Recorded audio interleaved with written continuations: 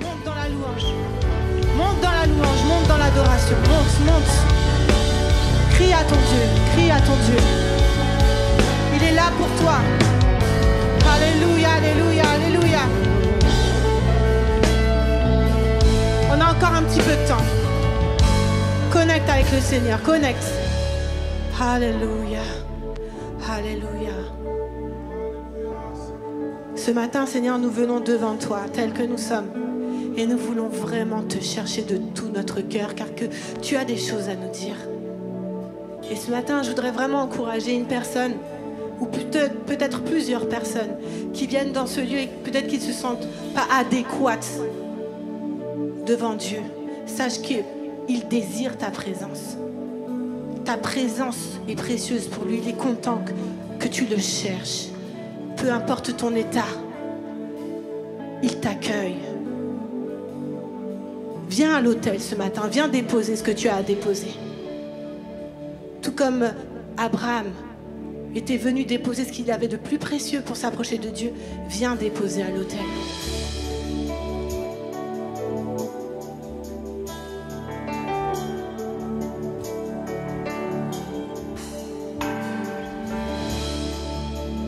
Te sens-tu brisé dans ton cœur, submergé par le poids des erreurs? Jésus t'appelle.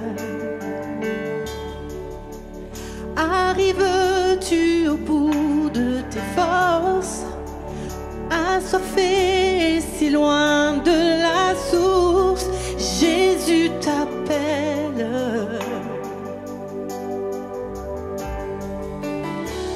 Approche-toi vers l'autel, les bras du Père sont grands ouverts.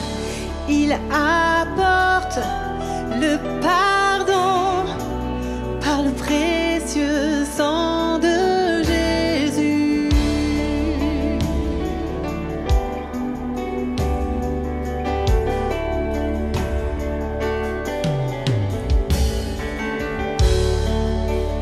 Abandonne tes regrets et tes peurs.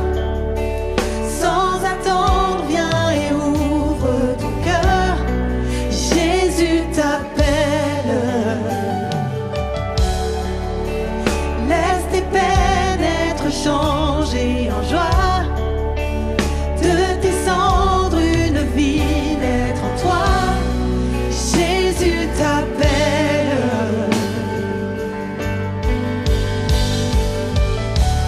Approche-toi vers l'autel, les bras du Père sont grands ouverts. Il apporte le pardon par le précieux sang de Jésus. Approche-toi vers l'autel, les bras du Père sont grands ouverts. Il apporte le pardon par le précieux sang de Approche-toi, approche-toi vers l'autel, les bras du Père sont grands ouverts. Il apporte le pardon par le précieux sang de Jésus. Encore une fois, approche-toi vers l'autel, les bras du Père sont grands ouverts. Il apporte le pardon par le précieux sang de Jésus. Nous remercions Dieu pour sa grâce qui nous accueille dans sa présence. Dieu est saint, mais pourtant il nous veut dans sa présence, alors il nous fait grâce. Il nous fait grâce lorsque nous nous approchons de lui avec un cœur humble, avec un cœur dans la repentance. Et nous le bénissons pour ça. C'est un merveilleux Seigneur, un merveilleux Sauveur qui nous aime.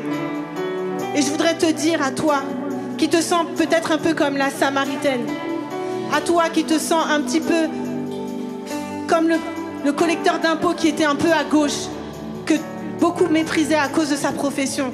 Toi, aussi à Évidence Home, peut-être que tu es dans une position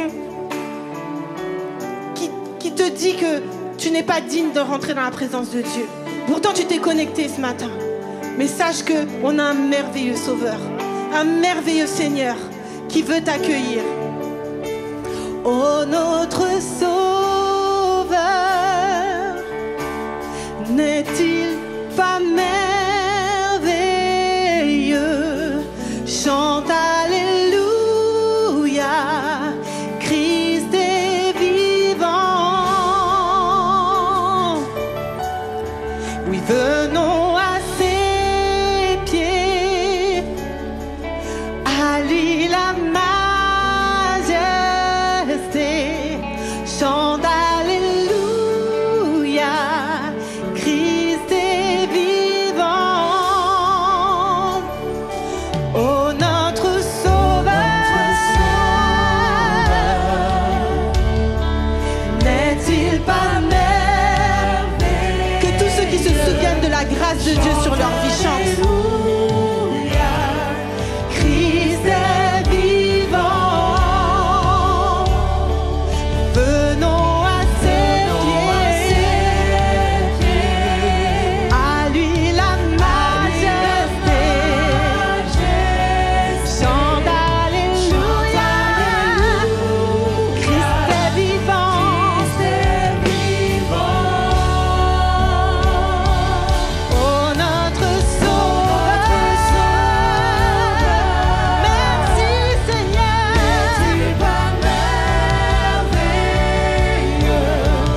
Chante Alléluia, Christ est vivant. Venons à ses pieds, à lui la majesté. Approche-toi vers l'autel. Approche-toi vers l'autel. Christ est vivant. Oh, approche-toi vers l'autel. Les bras du Père sont grands ouverts. Il apporte le pardon par le précieux sang de Jésus. Approche-toi, approche-toi vers l'autel. Les bras du Père sont grands ouverts. Il apporte le pardon par le précieux sang de Jésus. Alléluia. Nous venons devant toi, Seigneur, et nous abandonnons tout. Nous abandonnons tout ce que nous sommes. Nous enlevons nos masques, nous enlevons nos apparences et nous venons à toi, Seigneur, parce que tu as décidé de nous parler ce matin. Ce matin, le ciel est ouvert. Il est ouvert pour toi, car Dieu a des choses à te dire. Il a des choses à te révéler. Il a d'abord à te dire qu'il t'aime.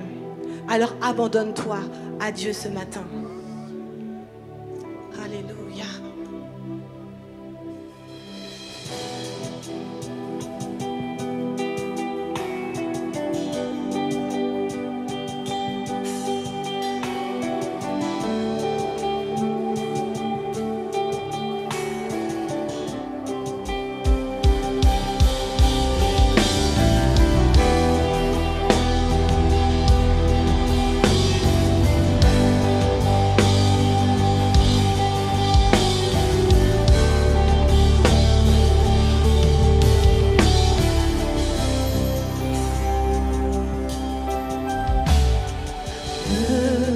Voici à genoux devant toi, j'abandonne tout, j'abandonne tout, les bras, mon seul désir, alors que tu m'attires, c'est d'être avec toi. être avec toi. Je m'abandonne. Lâche ce matin, lâche. Lâche dans la présence de Dieu, lâche tout ce qui te retient.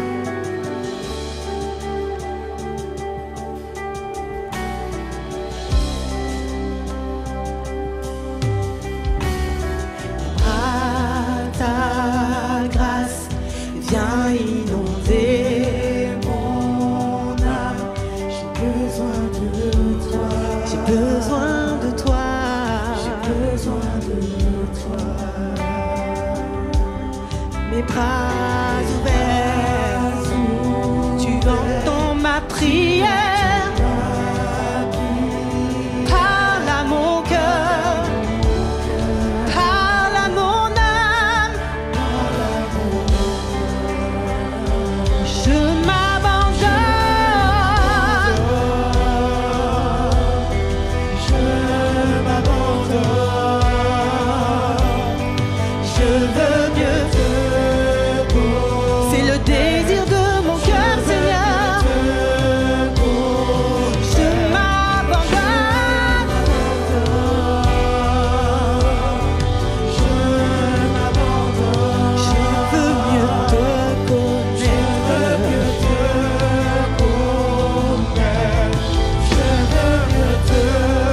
Je m'abandonne, je m'abandonne, je m'abandonne. Je m'abandonne. Je veux mieux te connaître. Je veux mieux te. Je m'abandonne à toi, Seigneur. Tel que je suis, reçois-moi. Tu vois mon cœur, tu vois mon état d'esprit. Je veux mieux te connaître. Tel un vent puissant, souffle maintenant. Dieu vient en moi. Et tel un loup, réveille mon Dieu vient en moi. Tel un vent puissant, souffle maintenant. Dieu vient régner, fais ton œuvre, agis en nous. Tel un ouragan, réveille notre âme, Seigneur. Dieu vient régner, oui Seigneur, parle-nous. Tel un vent puissant, souffle maintenant. Dieu vient régner, Dieu vient régner, Dieu vient régner. Tel un ouragan, enlève tous les faux fondements, Seigneur.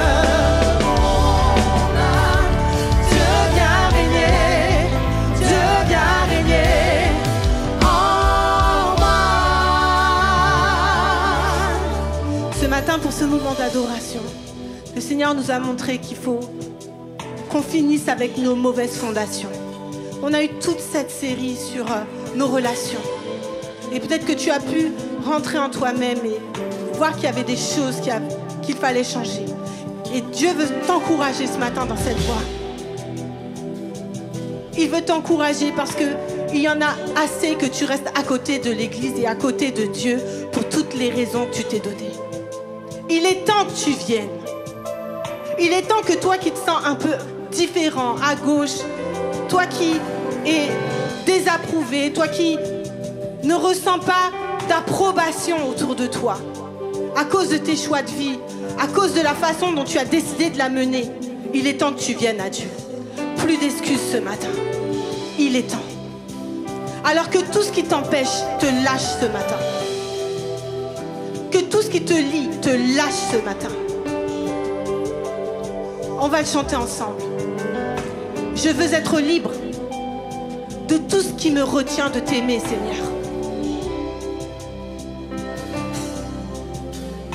Je veux être libre de tout ce qui me retient de t'aimer. Je veux être libre de tout ce qui me retient de t'aimer. Je veux être libre de tout ce qui me retient de t'aimer. Je veux être libre de tout ce qui me retient de t'aimer. Je veux être libre de tout ce qui me retient de t'aimer. Je veux être libre de tout ce qui me retient de t'aimer. Je veux être libre de tout ce qui me retient de t'aimer. Je veux être libre de tout ce qui me retient de t'aimer. Je veux être libre de tout ce qui me retient de t'aimer. Je veux être libre de tout ce qui me retient de t'aimer. Je veux être libre de tout ce qui me retient de t'aimer. Je veux être libre de tout ce qui me retient de t'aimer. Je veux être libre de tout ce qui me retient de t'aimer. Je veux être libre de tout ce qui me retient de t'aimer. Je veux être libre de tout ce qui me retient de t'aimer. Je veux être libre.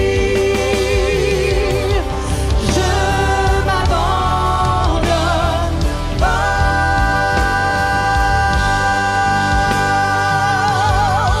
je m'abandonne. Oh,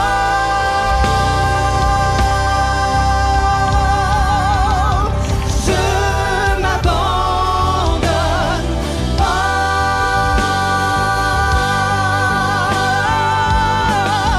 je m'abandonne. Oh, je veux être libre, je veux être libre. Je veux être libre. Chante avec nous.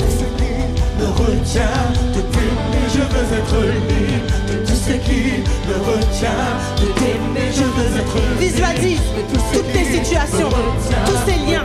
Visualise-les. De tout ce qui me retient de t'aimer. Je veux être libre de tout ce qui me retient de t'aimer. Je veux être libre de tout ce qui me retient de t'aimer. Je veux être libre de tout ce qui me retient de t'aimer. Je veux être libre de tout ce qui me retient. Je veux être libre de tout ce qui me retient de t'aimer. Je veux être libre de tout ce qui me retient de t'aimer. Je veux être libre de tout ce qui me retient de t'aimer. Je veux être libre. Je m'abandonne. Oh,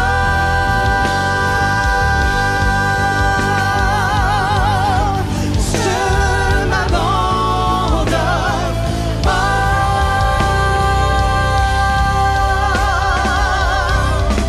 je m'abandonne. Oh,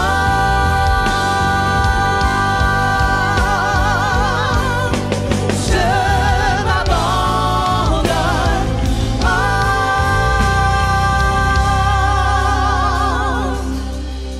Je m'abandonne. Alléluia. Je me livre à toi totalement, Seigneur. Je m'abandonne.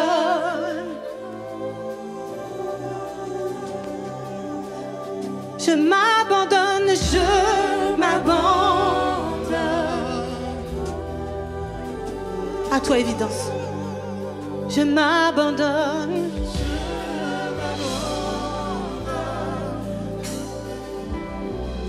Alléluia. Reçois nos cœurs ce matin, Seigneur. Avec toutes nos limites, Seigneur. Nous rentrons à la maison. Nous rentrons à la maison, nous tous qui sommes éloignés de toi, parce que tu as préparé un banquet pour nous. Tu as préparé un banquet pour tous ceux qui étaient à la rue, tous ceux qui étaient pauvres, estropiés, handicapés par la vie. Et tu les as conviés à ta table. Nous rentrons à la maison ce matin. Et si ce matin tu veux exprimer ton amour au Seigneur, Alors tu vas prendre ce chant avec nous. Si tu veux répondre à Dieu ce matin, tu peux prendre ce chant avec nous qui dit comment exprimer, comment décrire cet amour si grand, si puissant que rien ne peut. Ce matin, il y en a qui ont besoin de se redédicacer à Dieu, qui ont besoin de revenir à Dieu. Je le sais, je le sens, dans l'esprit je le sais. Tu n'es pas venu dans ce lieu par hasard. Tu n'es pas venu dans ce lieu par hasard. C'est le moment de lui dire oui inconditionnellement. Alléluia.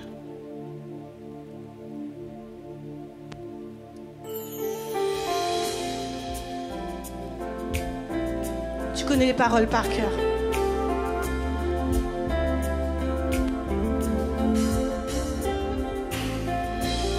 À la maison Évidence Home, chante de tout ton cœur.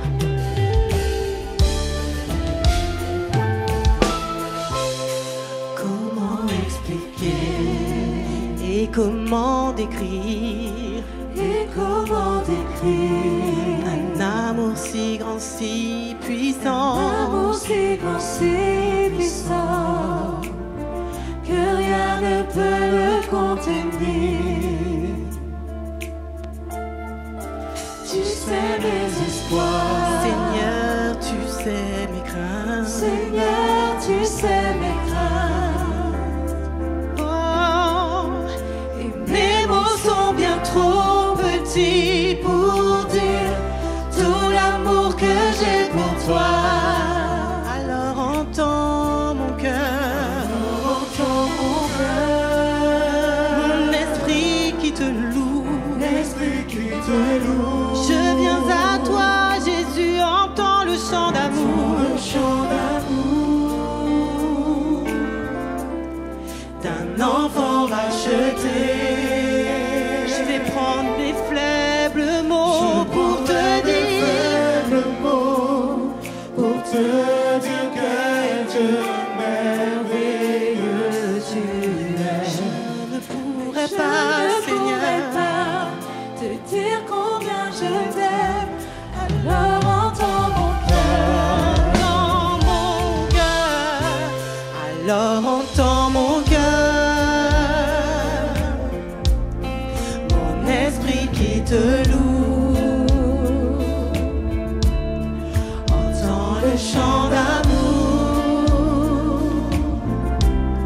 d'un enfant racheté. C'est ça. Je prendrai mes faibles mots. Je prendrai mes faibles mots pour te dire que Reviens à Christ ce matin, reviens à Jésus. Il t'accueille ce matin. je ne pourrais pas te dire combien je t'aime. Alors entends mon cœur. Si tout comme la pluie, Si tout comme la pluie, les mots pouvaient couler, les mots pouvaient couler.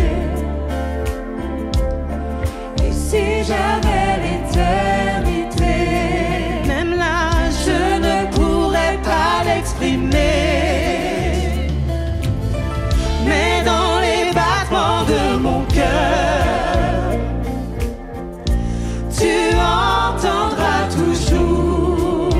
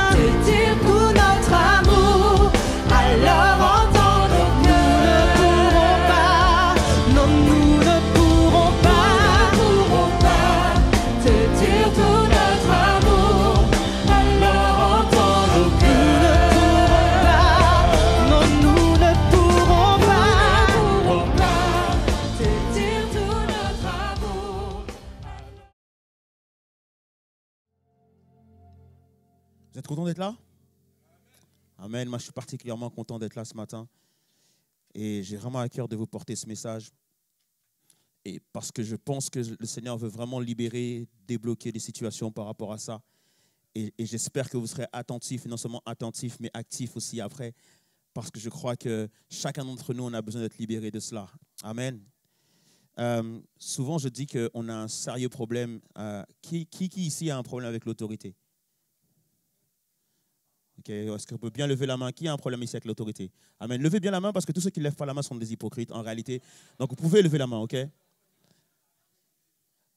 On a tous un problème avec l'autorité, on a tous un problème avec un supérieur hiérarchique, on a tous un problème avec un parent, on a tous un problème avec un grand frère, une grande sœur. En tout cas, tout ce qui peut faire figure d'autorité dans nos vies peut nous amener à un problème. Et souvent, je le répète ici, mais ce matin, j'ai vraiment à cœur à cœur d'attaquer vraiment ce problème d'autorité que nous avons. Est-ce qu'on est d'accord avec ça ou pas ce matin? Dans le sens où je crois qu'on veut trop garder le contrôle. On est d'accord avec ça?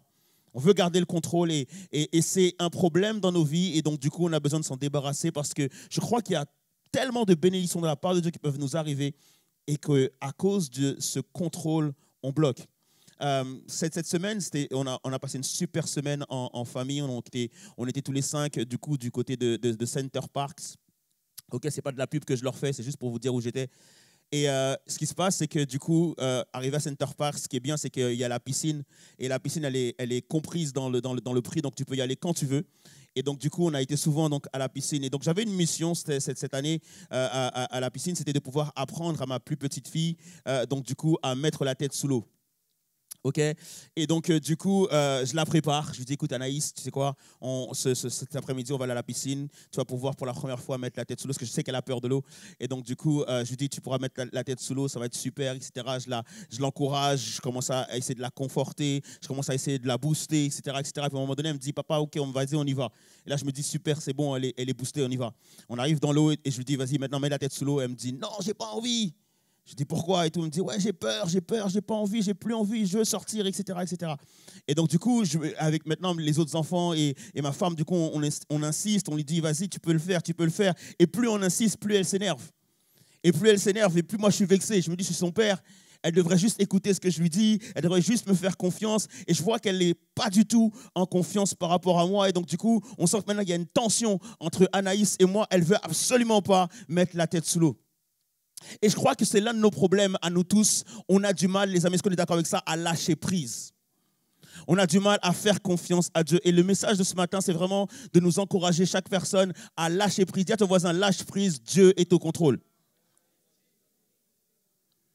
Est-ce qu'il a bien compris ce que tu lui as dit? S'il n'a pas compris, retourne-toi vers un autre voisin qui a des meilleures oreilles et dis-lui, écoute, lâche prise, Dieu est au contrôle.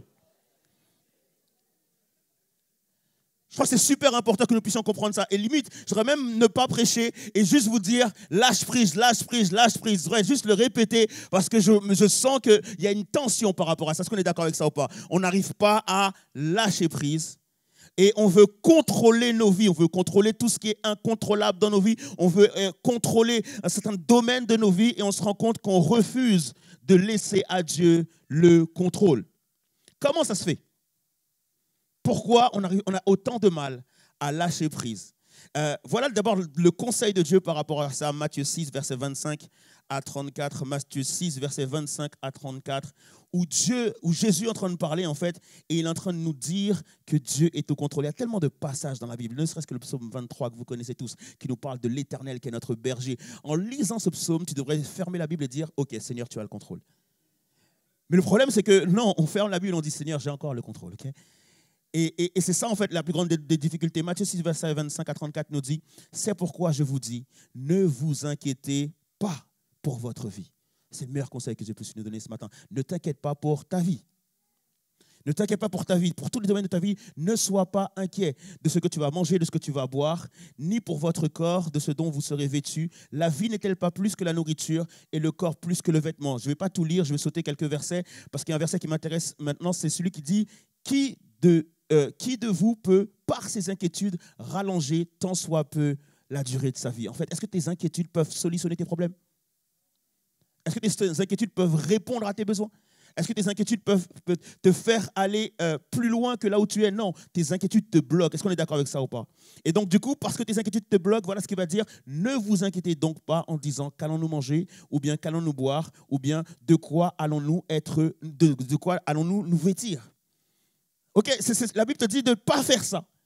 Et toi, tu fais tous les jours ça. On est d'accord? Ouais, mais qu'est-ce que je vais faire demain? Comment je vais pouvoir réussir ça? Je n'y arriverai jamais. Je suis incapable. C'est pas possible, etc., etc. Et nous, on fait toujours la même chose. On s'inquiète. Et pourquoi on doit pouvoir nous abandonner à Dieu, ne pas s'inquiéter? Parce qu'il est dit que car votre Père céleste sait ce que vous avez besoin. Amen. Premièrement, ce que nous devons comprendre par rapport au contrôle. Okay. Je l'ai évoqué la semaine dernière par rapport au fait que Dieu a 3 attributs. Et ces 3 attributs le définissent lui et lui seul. C'est-à-dire que ce sont 3 attributs que seul lui a. Okay. Le premier attribut, c'est que Dieu est omniprésent. En d'autres termes, c'est-à-dire que Dieu est partout.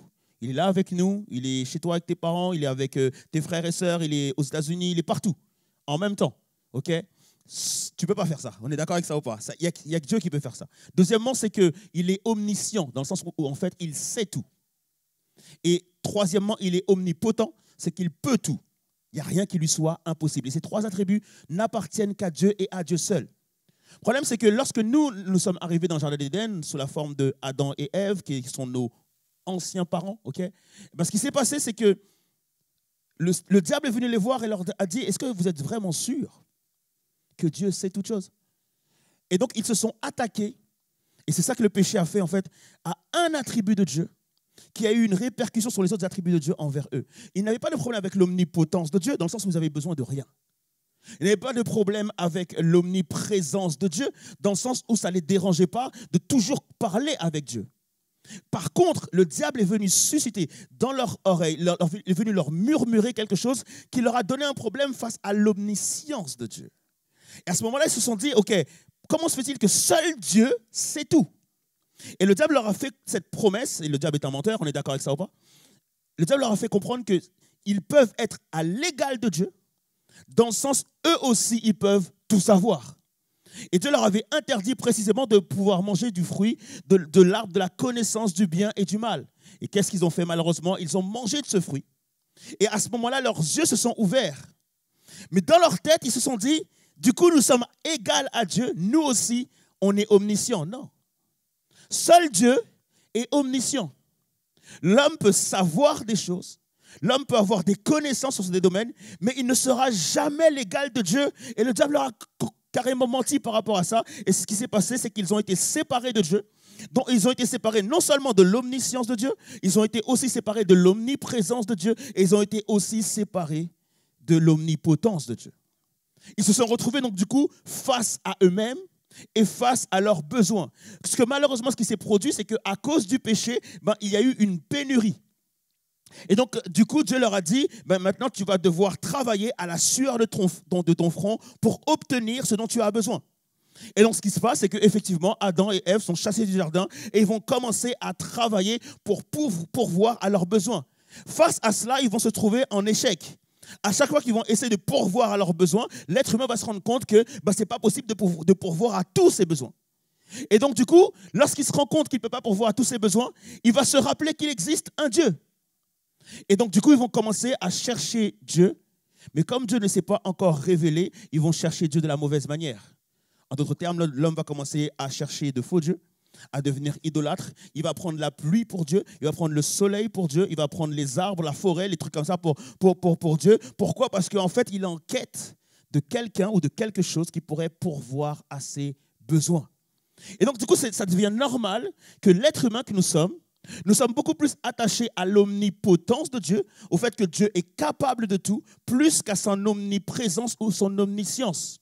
Donc, parce que nous avons des besoins. On est d'accord avec ça ou pas? Dans toutes nos prières, nous formulons des besoins. Seigneur, bénis-moi. Seigneur, donne-moi de l'argent. Seigneur, donne-moi un travail. Seigneur, donne-moi un mari. Seigneur, donne-moi une femme. Donne-moi des enfants, etc., etc. En fait, on ne s'intéresse uniquement à la puissance de Dieu, mais on oublie que Dieu veut nous faire connaître d'abord sa présence et le fait qu'il sait tout pour nous. Est-ce qu'on est d'accord avec ça ou pas? Et le problème, c'est que du coup, puisque on ne s'intéresse qu'à la puissance de Dieu et que Dieu ne nous donne pas tout ce que nous demandons, eh bien maintenant, face à nos besoins, on va être inquiet. Face à nos besoins, du coup, maintenant, on va avoir peur. Face à nos besoins, on va avoir le doute. Il va s'installer la superstition. Et toutes ces choses, en réalité, sont le fruit de nos échecs pour combler nos besoins. Et c'est ça notre vrai problème. Et c'est pour ça que maintenant, eh ben, on a ce qu'on appelle le contrôle. Puisqu'effectivement, on se dit, si j'ai 10 € aujourd'hui, je ne suis pas sûr d'avoir de l'argent demain, donc je vais tout faire pour conserver mes 10 € d'aujourd'hui. Est-ce qu'on est d'accord avec ça ou pas? Parce qu'il y a une pénurie, il y a un problème par rapport à nos besoins. Donc, dès qu'on obtient quelque chose, on va le bloquer, on va avoir le contrôle. Seigneur, je prie, s'il te plaît, accorde-moi des enfants. Le jour où Dieu me donne des enfants, maintenant, je mets le contrôle dessus. Seigneur, s'il te plaît, accorde-moi un travail. Le jour où Dieu me donne un travail, je vais mettre un contrôle dessus. Comme je ne suis pas sûr d'avoir un travail demain, donc je mets le contrôle dessus. Et on se rend compte que chaque chose que Dieu nous donne, on met un contrôle dessus. Est-ce qu'on est d'accord avec ça ou pas? Et donc, c'est ce qui aujourd'hui fait qu'on a autant de contrôle. Mais ce n'est pas seulement ça. Ah, Cyril est grave. Ce n'est pas seulement ça, en fait. C'est qu'en réalité, on a aussi un problème au niveau de notre éducation. Non seulement, en fait, on est pécheur et donc, du coup, forcément, on est éloigné de Dieu par rapport à ça. Mais en plus de ça, il y a l'éducation qui vient prendre place. Tu te rappelles quand tu étais petit ou petite, on te disait tu dois être fort? Tu te rappelles quand on te disait écoute, tu ne dois pas pleurer? Et tu te rappelles quand on te disait écoute, tu ne dois pas montrer tes sentiments? Tu te rappelles de toutes ces époques où on te faisait comprendre que le fait de lâcher prise, c'est être irresponsable? Tu n'avais pas le droit de lâcher prise. Tu devais toujours être en train de faire quelque chose. Mais qu'est-ce qui se passe? Tu ne fais rien.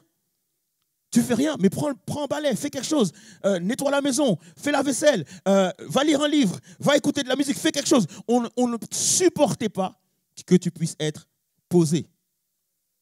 La seule personne qui est d'accord à ce qu'on puisse être posé, c'est Dieu. Le cœur de Dieu pour nous, le cœur de Dieu pour toi, c'est que tu puisses être dans le repos. On est d'accord avec ça ou pas? Celui qui te pousse à toujours être au travail, c'est ton ego. Celui qui te pousse à toujours faire quelque chose, c'est ton ego. Et tout ce que tu fais, en réalité, c'est pour satisfaire ton ego. Mais le cœur de Dieu pour toi, c'est que tu puisses être dans le repos. Et comme tu n'es pas dans le repos de Dieu, tu veux tout pourvoir par toi-même, tu veux tout réussir par toi-même, alors que tu es dans le contrôle de ta vie, dans le contrôle de ton temps, dans le contrôle de ton argent, dans le contrôle de ton image, le contrôle de ton identité. En réalité, tu contrôles tout. Et du coup, Dieu ne peut pas te venir en aide. Et ce qui se passe, c'est que les problèmes que cela génère, d'avoir l'esprit de contrôle, ça génère l'inquiétude, ça génère la peur, ça génère le stress, ça génère la colère, ça génère le fait d'en faire trop, ça génère aussi la jalousie, le manque de pardon, la fatigue, la charge mentale. Toutes ces choses sont liées au fait que tu contrôles. Et donc, ce contrôle que tu as sur ta vie, ça va affecter ta relation avec toi-même, mais ça va aussi affecter ta relation avec les autres. Ce qui fait que tu es souvent dans un mauvais mood, souvent que tu es en stress, souvent que tu es en panique, souvent que tu es inquiet, souvent que tu te plains, etc., etc. Tout ça, c'est lié à ton problème de contrôle. Et ce qui est terrible, c'est que plus l'être humain va faire des progrès, et c'est pour ça qu'il faut faire attention à nos accomplissements. Les êtres humains ont peur de l'échec, mais des fois, ils devraient avoir peur de leurs accomplissements. Parce que lorsque tu accomplis quelque chose, ça va faire en sorte que ton ego va gonfler encore.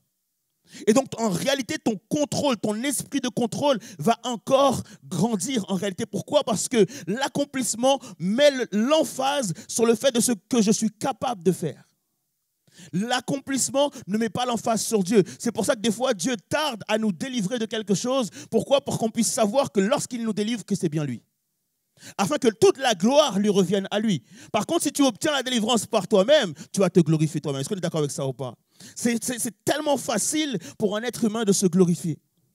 Et aujourd'hui, on se retrouve dans une situation où on souffre du contrôle. Pourquoi? Parce qu'on n'a pas été fait pour contrôler. On n'a pas été créé pour contrôler. On a été créé pour être dans le repos. Et aujourd'hui, on est en guerre avec nous-mêmes. On est en guerre contre Dieu à cause de notre esprit de contrôle. Je ne sais pas si vous avez remarqué, mais un arbre, naturellement, un arbre porte des fruits. Ok? Mais tout à fait aussi, naturellement, un arbre perd ses fruits. On est d'accord avec ça ou pas? l'arbre n'a pas de cerveau, ok? Mais j'ai le sentiment comme s'il était plus intelligent que nous, parce qu'il se dit, pour que je puisse porter des fruits la saison prochaine, je suis obligé d'abandonner les fruits mûrs. Alors que nous, en réalité, on se bat pour conserver des fruits qui sont mûrs dans nos vies. On veut garder le contrôle sur des choses qui sont mûres et qui doivent juste, on doit pouvoir les laisser aller. Et il y a une provision de Dieu pour toi qui est aujourd'hui bloquée à cause des fruits mûrs que tu gardes dans ta vie. À cause du fait que tu contrôles, à cause du fait que tu ne veux pas relâcher, que tu ne veux pas lâcher prise, il y a des choses qui sont comme bloquées dans ta vie. Et tu te dis, Seigneur, mais c'est toi qui mets du temps. Et après, tu te dis, c'est vrai que Dieu fait toutes choses bonnes en son temps. Des fois, ça n'a rien à voir avec tout ça. C'est juste le fait que tu dois lâcher prise pour que la bénédiction de Dieu puisse à nouveau couler dans notre vie. Chose que j'ai remarqué, que je vais vous partager aujourd'hui, c'est qu'on ne peut pas faire confiance quand on ne connaît pas. Est-ce qu'on est d'accord avec ça ou pas? On ne peut pas faire confiance. Et d'ailleurs, on te l'a appris depuis tout petit, ou toute petite, on t'a toujours dit, écoute, ne fais pas confiance aux inconnus. Ne parle pas aux inconnus. Pourquoi? Parce qu'en fait, on ne connaît pas la réaction d'un inconnu. Est-ce qu'on est d'accord avec ça ou pas? On ne peut pas lui faire confiance parce qu'on ne sait pas comment il va réagir demain. Et donc, du coup, on t'apprend à ne pas faire confiance aux inconnus. Mais qu'est-ce qui se passe si cet inconnu, c'est Dieu? Comment ça se passe si finalement l'inconnu, c'est Dieu? Et c'est d'ailleurs pour ça que Jésus avait prié à Gethsémani. Il avait dit, Seigneur, s'il te plaît, fais en sorte qu'ils te connaissent toi, le seul vrai Dieu. Et c'est pour ça que Jésus-Christ est venu pour révéler la personne même de Dieu, pour révéler le cœur de Dieu, afin qu'en regardant à Jésus, tu puisses faire confiance à Dieu. Que tu puisses connaître Dieu et que tu puisses lui faire confiance. Parce que Dieu considère ça comme quelque chose de tellement important. Il t'a créé afin que tu ne fasses pas confiance à ce qui est inconnu. Et donc, pour faire confiance à Dieu, tu dois le connaître. Et là, c'est là que je me pose la question, je me dis, Seigneur, mais comment se fait-il que ma fille qui me connaît ne m'a pas fait confiance? Et ça, je me dis, mais finalement, en réalité, ce n'est pas simplement une question, la question de confiance, ce n'est pas simplement connaître des choses sur Dieu, mais confiance en Dieu, connaître Dieu, c'est expérimenter des choses avec Dieu. Dans le sens où ma fille, en fait, même si elle me connaît, mais cependant, à ce niveau-là, le fait de mettre la tête sur l'eau, elle ne me connaît pas. Le fait de face à cet obstacle-là, qu'elle n'a jamais accompli dans sa vie, qu'elle n'a jamais réalisé dans sa vie, elle ne connaît pas son Père dans ce domaine-là. Ça ne veut pas dire qu'elle ne me connaît pas, c'est juste que dans ce domaine-là, elle ne me connaît pas. Et le problème, c'est que c'est pareil pour nous par rapport à Dieu. Dès qu'on arrive dans un domaine où on ne connaît pas Dieu, on est en guerre avec Dieu. Est-ce qu'on est d'accord avec ça ou pas? On est en guerre avec Dieu. On se dit, Seigneur, ok, j'ai pu te faire confiance jusque-là, mais arrivé à là, je ne peux plus te faire confiance. Pourquoi? Parce que je n'ai jamais fait ça de ma vie, je n'ai jamais expérimenté ça de ma vie, je ne comprends pas ce qui se passe, je ne comprends pas les circonstances et je n'arrive pas à comprendre et donc du coup je ne peux pas te faire confiance. Ce qui se passe, c'est que lorsque on est en guerre par rapport à Dieu, alors que Dieu veut que nous puissions accomplir des choses dans nos vies, donc du coup il va parfois nous forcer à faire certaines choses. Est-ce que vous êtes d'accord avec ça ou pas? Donc du coup ce que j'ai fait, que je ne me prends pas pour Dieu, hein, mais cependant, ce que j'ai fait, c'est que je me suis rendu compte que plus je parlais, et plus Anaïs criait.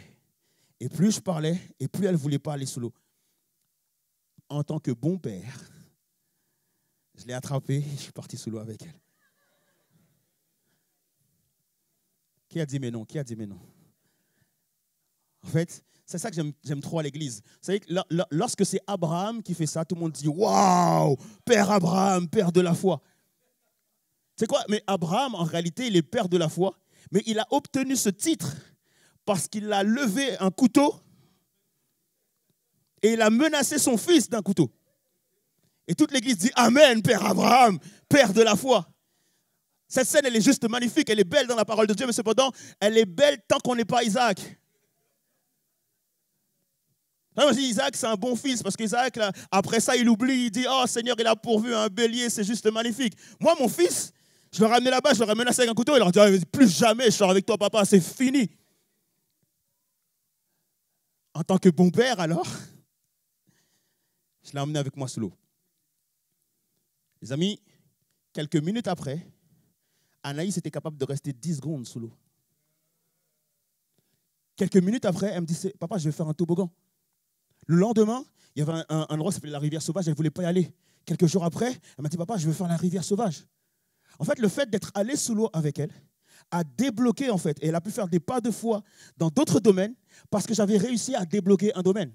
Et je crois que parfois Dieu veut faire la même chose avec nous. Des fois, en fait, il nous emmène sous l'eau, même si on a peur, parce qu'il sait qu'en débloquant ce domaine-là, il va débloquer différents domaines où tu vas pouvoir maintenant lui faire confiance. Le cœur de Dieu pour nous, les amis, c'est que ta vie soit beaucoup plus que ce qu'elle est. Et donc, il a prévu pour toi des choses qu'il a préparées d'avance afin que tu puisses vivre dans son repos, en totale confiance avec lui. Ce qui est génial, c'est qu'en fait, finalement, Anaïs, à chaque fois qu'elle faisait un truc nouveau, elle me disait, écoute, papa, regarde ce que je vais faire, regarde ce que je vais faire, regarde ce que je vais faire. Viens voir, je vais t'emmener au toboggan, viens voir, je vais t'emmener à la rivière sauvage. Elle voulait tout faire finalement. Parce que je crois que de tout son cœur, en fait, finalement, elle voulait que son père soit fier d'elle. Et la seule manière de pouvoir faire en sorte que Dieu soit fier de nous, c'est de lui faire confiance. Est-ce qu'on est d'accord avec ça ou pas? Les amis, Jésus-Christ est venu pour nous révéler le cœur de Dieu, pour nous révéler le cœur du Père, afin que nous puissions lâcher prise. Lui-même l'a fait alors qu'il faisait face au danger ou la situation la plus pénible de toute sa vie. À un moment donné, il a dit, Seigneur, mon Père, pas ma volonté, mais la tienne. Et Jésus veut que nous puissions être dans ce modèle-là. Mais notre problème, c'est qu'on résiste à Dieu. Et je sais que le Seigneur m'a mis sur le cœur ce message pour vous parler personnellement. En fait, pour te parler à toi personnellement. Parce que chacun d'entre nous, on a un problème avec l'autorité qui n'est pas lié avec l'autorité en question, mais qui est lié au contrôle que nous avons. On a un problème avec l'autorité de Dieu, pas parce qu'on remet en question le fait que Dieu est Dieu, mais parce que quoi qu'il arrive, on a un contrôle. Et le Seigneur veut que nous puissions être libérés de cet esprit de contrôle. Est-ce qu'il y a une personne dans cette salle qui a à cœur d'être libérée de cet esprit de contrôle? Ce que tu contrôles dans ta vie, le Seigneur veut comme solutionner ça. Le Seigneur veut comme te libérer de ça. Le Seigneur veut vraiment qu'aujourd'hui puisse être un jour de délivrance pour quelqu'un afin qu'il dépose devant Dieu cet esprit de contrôle pour dire, Seigneur, ce n'est plus moi qui contrôle, mais c'est toi qui contrôle aujourd'hui. Parce qu'il y a un vrai souci par rapport à ça. Est-ce qu'on est d'accord avec ça ou pas?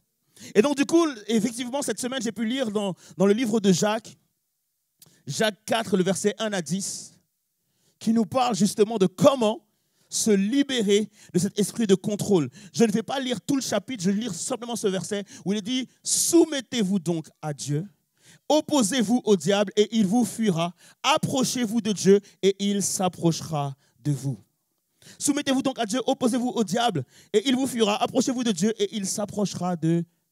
Alléluia. Il s'approchera de vous. Qu'est-ce que Jacques veut nous dire par là? Premièrement, il faut savoir que la manière dont tu t'accroches à certaines choses est un frein pour Dieu. Ton contrôle sur certaines choses dans ta vie, c'est littéralement un frein pour Dieu. C'est comme si Dieu n'était pas capable d'opérer dans ce domaine-là. Pourtant, Dieu est omnipotent. C'est-à-dire que Dieu est capable de tout. Jésus-Christ est capable de tout. On est d'accord avec ça ou pas? Mais arrivé dans sa ville natale, il arrive et il voit des malades, il voit des gens qui sont en souffrance, des gens qui sont en difficulté. Il a à cœur de les guérir. C'est le cœur de Jésus de guérir. Mais à cause de leur manque de foi, il ne pourra pas faire beaucoup de miracles. En fait, les choses auxquelles tu t'accroches, le contrôle que tu as sur certaines choses de ta vie, bloque l'action de Dieu, est un frein littéralement pour Dieu. C'est comme si Dieu te dit, là maintenant, en fait, je veux le faire, tu veux que je le fasse, mais je n'y arrive pas. En d'autres termes, pour que je puisse le faire, il faut que tu relâches le contrôle que tu as. C'est vrai que j'aime beaucoup le sport et dans le sport, ce que j'ai pu comprendre, c'est que c'était beaucoup plus parfois technique que finalement une question de force. Je me rappelle une fois, effectivement, je faisais du sport et ce qui se passe, c'est qu'à force de répéter certains mouvements, tu commences à avoir mal aux articulations, aux coudes, à l'épaule, aux poignets, etc. Et moi, je me disais dans ma tête, ça c'est tous les gars qui se disent ça, si j'ai mal, c'est parce que je soulève du lourd. Et du coup, en fait, ça n'avait rien à voir avec ça. Quand je suis parti voir une autre personne qui effectivement faisait du sport depuis plus longtemps que moi, je lui ai dit, écoute, je ne comprends pas, à chaque fois que je soulève, j'ai l'impression de soulever trop lourd parce que j'ai mal à mes articulations. Et il me dit, mais ça n'a rien à voir avec le poids, Abed. Ça n'a rien à voir avec le fait que tu soulèves quelque chose qui est lourd. En réalité, tu as des problèmes au niveau de tes articulations parce que tu serres trop la barre. En fait, il disait que tu étais trop crispé en soulevant la barre. Mais si tu te relâches un peu, si tu es un peu plus relax, tu verrais même que tu pourrais soulever même plus lourd que ça. Et je crois que c'est notre gros problème, les amis. Ce n'est pas que tu n'y arrives pas. C'est juste que tu es trop crispé par rapport à ça. Tu sais, quand tu demandes à Dieu de pouvoir répondre à ton appel, tu dis, Seigneur, j'aimerais tellement te servir. Et Dieu t'ouvre le champ, t'ouvre une porte et te dit, écoute, je voudrais que tu puisses me servir dans tel domaine. Et tu dis, Seigneur, je ne peux pas, j'y arriverai pas. En réalité, ça n'a rien à voir avec ça. C'est le contrôle que tu as qui t'empêche de pouvoir faire ce que Dieu te demande de faire. Parfois, tu contrôles ton image. Tu ne voudrais pas qu'on te voie dans certaines situations.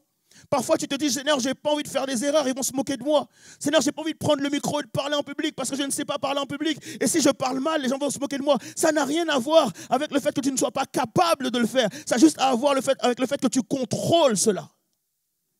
Seigneur, je ne peux pas me mettre dans telle position ou dans telle situation. C'est comme Moïse. Dieu lui dit, écoute Moïse, je veux que tu ailles libérer mon peuple. Et Moïse va dire, Seigneur, mais j'ai un problème. Je ne sais pas parler, je suis timide.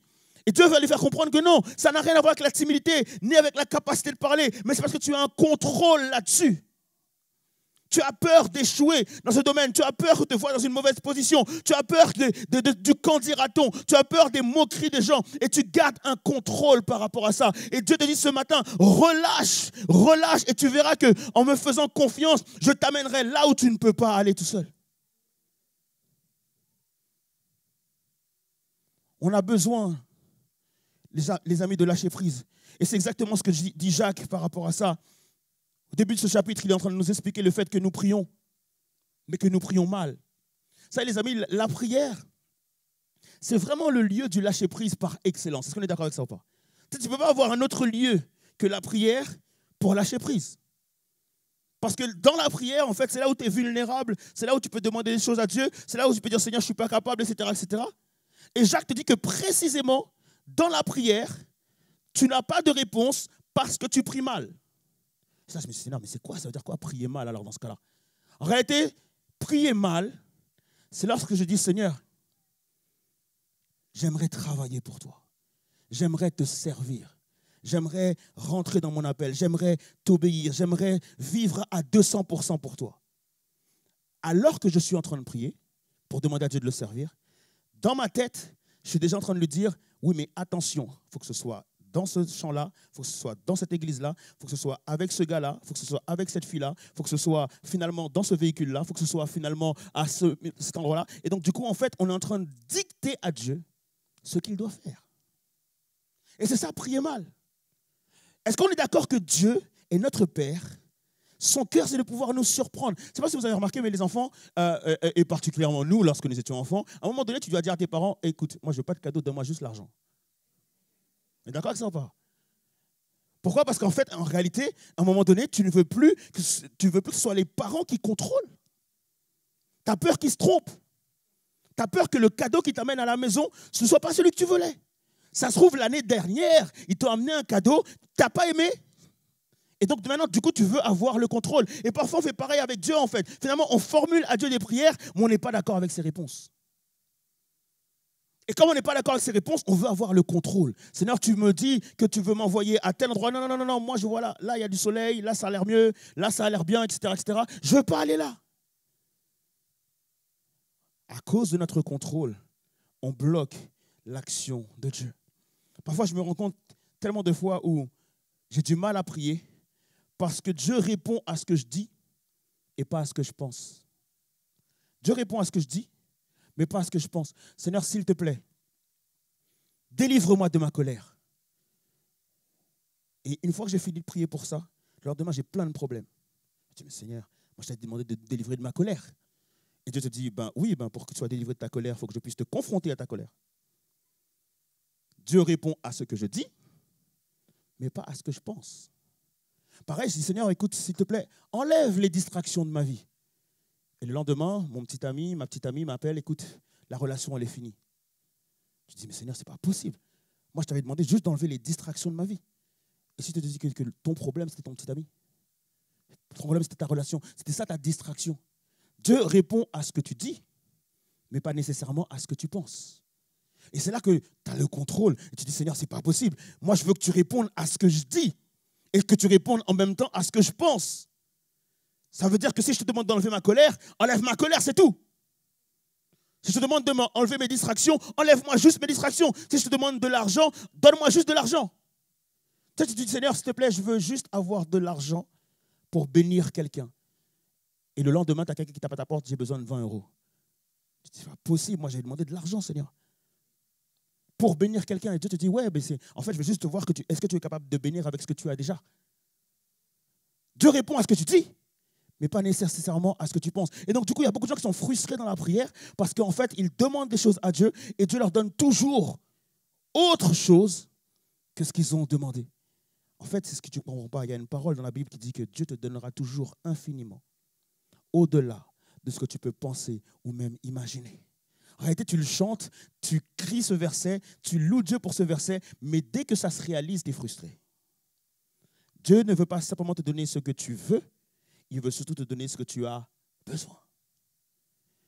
Et merci Seigneur pour ça. Est-ce qu'on est d'accord avec ça ou pas? Ton inquiétude est littéralement ce qui bloque la provision de Dieu dans ta vie. Vous savez les amis, la grâce est présentée dans la Bible comme un fleuve. Souvent, lorsqu'on veut faire référence à la grâce, l'image qu'on va prendre, c'est un fleuve, de l'eau, etc. Et donc, du coup, c'est quelque chose qui coule en toi. La bénédiction d'aujourd'hui n'est pas là pour rester, elle est là pour couler en toi. Tu ne dois pas t'attacher à la bénédiction d'aujourd'hui parce que si tu t'attaches à la bénédiction d'aujourd'hui, elle va bloquer la bénédiction de demain. Et donc, la grâce, c'est quelque chose qui est habituel, qui doit couler en toi. Et donc, ce qui se passe, c'est que qu'est-ce qui peut freiner l'eau? Un obstacle, un barrage.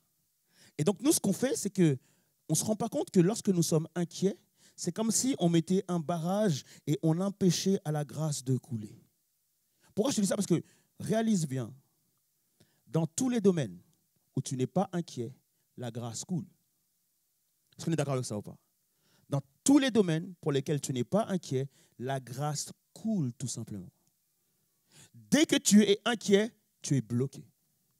C'est-à-dire que si tu n'es pas inquiet pour tes finances, la grâce va couler dans tes finances. Dès que tu commences à t'inquiéter par rapport à tes finances, tu te retrouves bloqué dans tes finances. Si tu n'es pas inquiet par rapport à tes enfants, tu vas voir que la grâce coule au niveau de l'éducation, au niveau de tes enfants. Mais à partir du moment où tu commences à être crispé, où tu commences à vouloir avoir le contrôle par rapport à ça, dès que tu es inquiet par rapport à ça, tu stoppes la grâce, tu stoppes la provision de Dieu et tu te débrouilles tout seul. Dans tous les domaines où on est en train de nous débrouiller tout seul, dans tous les domaines où on est bloqué, c'est à cause de notre esprit de contrôle. Et Dieu te dit ce matin, il faut absolument que tu lâches prise et que tu comprennes quelque chose. Et ça, c'est vraiment quelque chose que nous devons comprendre tous ensemble.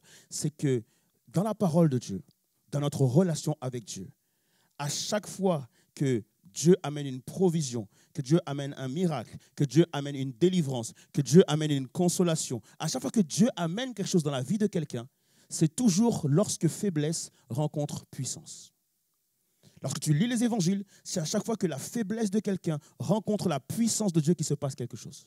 On est d'accord que lorsqu'il y a deux forces, elles s'opposent. Lorsque tu mets deux éléments forts, en fait, ça s'oppose.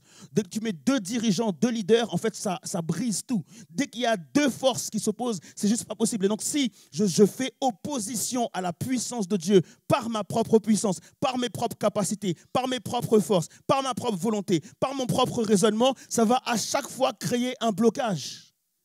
Mais lorsque je comprends que, en réalité, c'est lorsque la faiblesse rencontre la puissance que les choses se passent, alors effectivement, je comprends toute la dimension de lâcher prise. Une femme qui était dans la parole de Dieu qui effectivement était en perte de sang. Ça faisait des années qu'elle souffrait de cette maladie. Et ce qui se passe, c'est que cette femme avait des richesses. On sait qu'elle a des richesses parce qu'il est précisé qu'elle a dépensé tout son argent voir les médecins. Et les médecins, c'est des choses, encore aujourd'hui, c'est quand même quelque chose d'assez coûteux. Et donc, elle a dépensé son argent. Alors, à l'époque, il n'y avait pas la sécurité sociale, etc. Okay. Et donc, ce qui se passe, c'est qu'elle a dépensé tout son argent par rapport à ça. Et donc, du coup, elle n'a pas trouvé de solution. Elle se retrouve avec deux problèmes, le fait qu'elle est malade et le fait qu'elle est ruinée. Et donc, par rapport à ça, elle entend parler du fait que Jésus va passer par là et qu'elle peut rencontrer Jésus. à ce moment-là, qu'est-ce qu'elle se dit? Est-ce qu'elle se dit, vas-y, ça ne sert à rien, j'ai trop dépensé d'argent déjà. En plus de ça, il y a une foule là-bas, je n'ai pas le droit de m'y rendre parce que les gens ils vont me fuir. Les gens vont avoir peur de moi, ils savent que je suis en perte de sang, donc je suis maudite, etc. Est-ce qu'elle se prend la tête à contrôler? Est-ce qu'elle se prend la tête à se dire, de toute façon, je ne vais pas y arriver, ça fait 12 ans que je souffre, un jour je vais finir par mourir et de toute façon, il n'y a plus personne qui me parle. Est-ce qu'elle est comme nous, en train de commencer à contrôler? Est-ce que Jésus va se soucier de moi? Il y a toute une foule autour de lui, etc. Il est peut-être plus intéressé par la foule et il ne va pas regarder une femme comme moi. Est-ce qu'elle se met à faire comme nous on fait d'habitude? Non, elle va lâcher prise. Elle va se dire, il faut que la puissance rencontre la faiblesse. Il est puissant et je suis faible. C'est ça en fait les amis, lâcher prise. C'est-à-dire que Dieu est puissant et que toi tu es faible. Dieu peut contrôler et toi tu ne peux pas contrôler.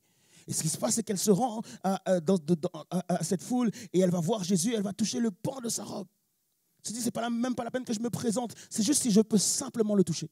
Et ce qui se passe c'est qu'effectivement elle le touche et au moment où elle le touche, Jésus sent qu'il y a une force, une puissance qui sort de lui et qui va sur la femme et qui va guérir cette femme. Mais Jésus ne va pas trouver ça suffisant. Il va interpeller cette femme. Et lorsqu'elle va se retourner, elle va dire, ah, moi j'avais juste besoin de la guérison, c'est bon. Jésus dit, non, tu n'as pas juste besoin de la guérison par rapport à ta perte de sang.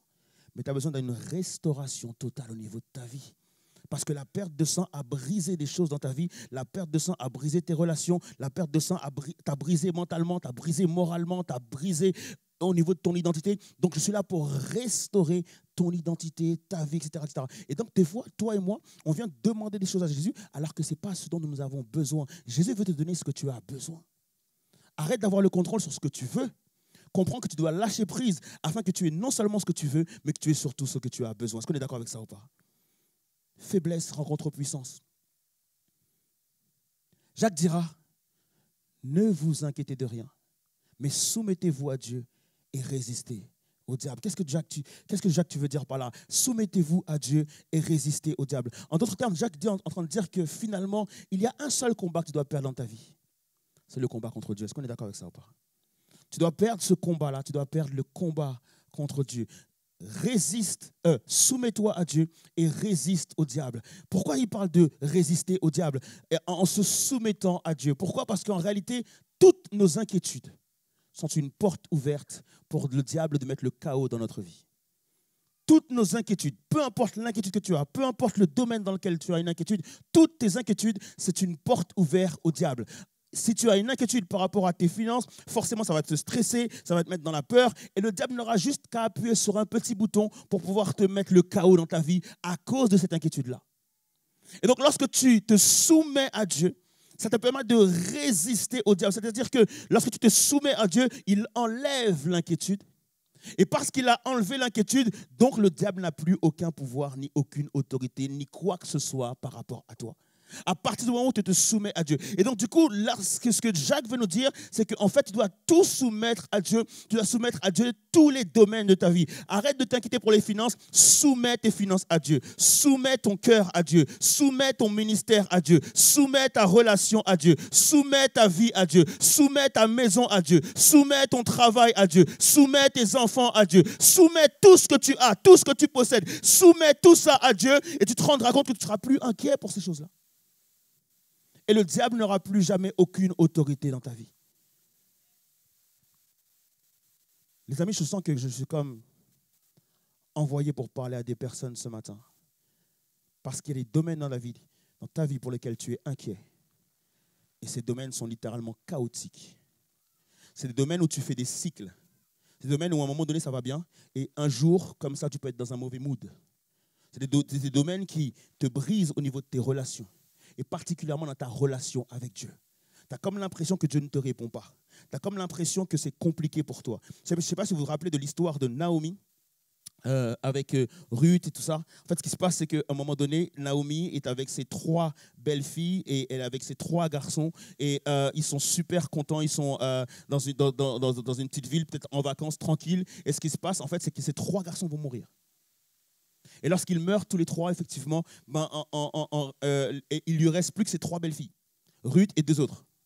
Et ce qui se passe, c'est que Naomi va dire à Ruth, elle va dire, j'ai l'impression que Dieu a fait en sorte que tout soit compliqué pour moi.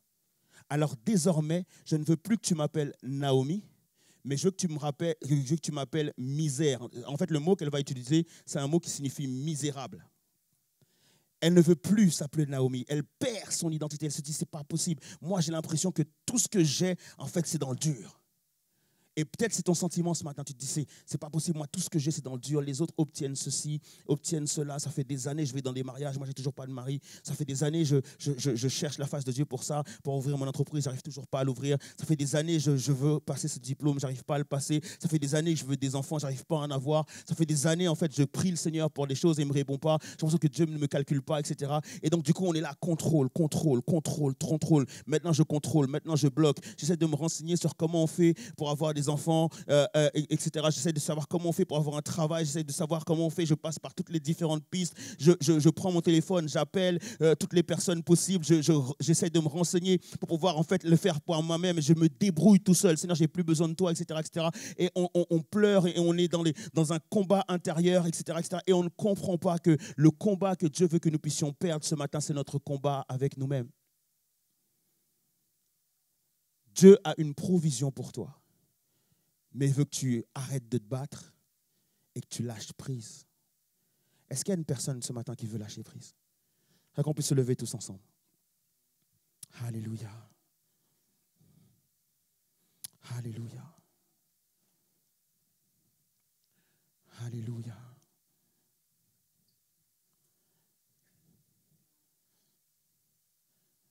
Je crois que le cœur de Dieu ce matin, c'est de libérer littéralement. Je crois que le cœur de Dieu, c'est de pouvoir te délivrer littéralement. Vous savez, il y a un psaume. C'est le psaume 23, je l'ai cité au début de la prédication. Le psaume 23 dit, « L'Éternel est mon berger, et je ne manquerai de rien. Il me fait reposer dans de verts pâturages. » Les amis, le psaume 23 parle du fait que Dieu est pourvoyeur. Le psaume 23 parle du fait que c'est à Dieu d'apporter les choses dans ta vie. Dieu est un véritable Père et c'est un Père responsable. Le rôle d'un Père, c'est de pourvoir. Le rôle d'un père, c'est de penser en avance. Le rôle d'un père, c'est de préparer un chemin. Le rôle d'un père, c'est d'éduquer, c'est d'enseigner. Mais il doit faire tout ça avec un cœur de père. Et qui d'autre que Dieu a un cœur de père? Le psaume 23 nous rappelle que notre Dieu a un cœur de père, les amis. Et son cœur de père, c'est que toi et moi, nous puissions être dans le repos du lâcher-prise. Dans le repos de laisser Dieu faire. Certaines personnes ce matin, vous avez carrément du mal à lâcher prise dans le domaine des relations. Vous avez carrément du mal à laisser Dieu faire dans le domaine des relations. C'est littéralement un domaine où vous vous battez encore aujourd'hui avec Dieu. C'est littéralement un domaine dans lequel vous avez du mal à faire confiance à Dieu. C'est un domaine où malheureusement, vous avez peut-être beaucoup échoué. C'est un domaine où malheureusement, vous êtes en perte de confiance. Dieu te dit ce matin, si l'Éternel ne garde pas la maison, celui qui la garde en vain. Et Dieu te dit ce matin, littéralement, soumets ce domaine à Dieu maintenant. Soumets littéralement ce domaine à Dieu. Ce n'est pas un domaine où tu dois faire par toi-même. Ce n'est pas parce que tu regardes sur Instagram, si tu regardes les réseaux sociaux, tu regardes à la télé, tu regardes tous les gens qui sont mariés ou tous les gens qui sont en couple, qui te font comprendre que être en couple, c'est une affaire de soi, c'est une affaire de bien paraître, c'est une affaire d'être bien, c'est une affaire de ceci, cela. Et que toi, tu te dis maintenant, mais si moi je ne suis pas en couple, je sais que je suis moins bien que les autres. Rien à voir. C'est juste que c'est un domaine que tu dois soumettre à Dieu. Parce qu'il y a un plan, il y a un projet de Dieu pour ta vie à toi qui ne dépend pas de ce que tu vois de la vie des autres. Et qui ne dépend pas de ce que tu vois pour les autres. Il y a quelque chose qui est là pour toi. Et c'est littéralement un domaine où tu dois dire, Seigneur, je ne veux pas simplement faire comme les autres et croire que c'est un domaine où je peux y arriver par moi-même. en étant dans la séduction, en étant dans le fait d'attirer des personnes à moi, dans le fait d'attirer des gens à moi. Non, c'est un domaine où je dois littéralement te le soumettre. Parce que tu connais mes besoins. Et comme je vous disais tout à l'heure, Naomi était dans cette difficulté où effectivement, elle n'avait plus confiance dans son identité ou quoi que ce soit. Et c'est finalement Ruth qui va lui dire, non, je vais te suivre, là où tu iras, j'irai. Et simplement en suivant Naomi, Ruth va rencontrer Boaz, son mari. Boaz va lui donner un enfant. Et on sait que Jésus-Christ est de la lignée de Boaz